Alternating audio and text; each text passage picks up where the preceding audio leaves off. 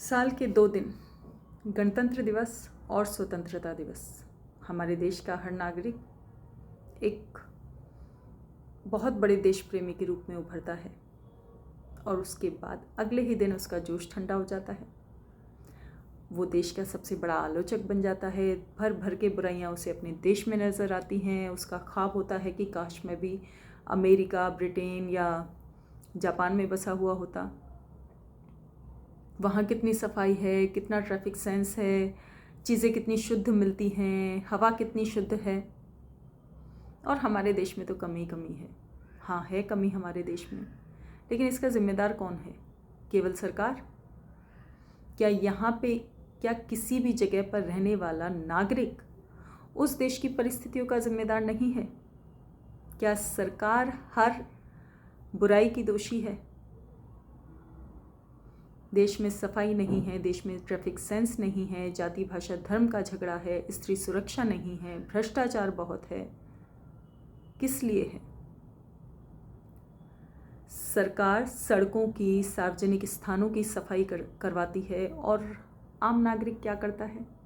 उन्हीं सड़कों पर प्लास्टिक की बॉटल्स, चिप्स के पैकेट, कागज, कपड़े यूं ही फेंक देता है। ऐतिहासिक इमारतों में जाकर के अपना नाम आप लिख कर आते हैं। किस लिए? उनकी सुंदरता बढ़ती है उससे। हमारे देश में जितनी ऐतिहासिक इमारतें हैं पूरे विश्व में कहीं नहीं हैं। और ये तो वो हैं जिन्हें सरकार ने संरक्षित किया हुआ है। असंरक्षित इमारतें तो बहुत होंगी और उनका हमने क्या हाल कर रखा है। हर चीज़ की जिम्मेदारी क्या सरकार की है? ऐतिहासिक इमारतों तक को आप नहीं छोड़ते हैं, वहाँ भी गोदने या अपने नाम लिखने ज़रूरी हैं। घूमने की जगहों पर सुंदर सुंदर पेड़ों पर आप अपने नाम गुदा कर आ जाते हैं। किस लिए भाई? फिर कहते हैं सफाई नहीं है देश में।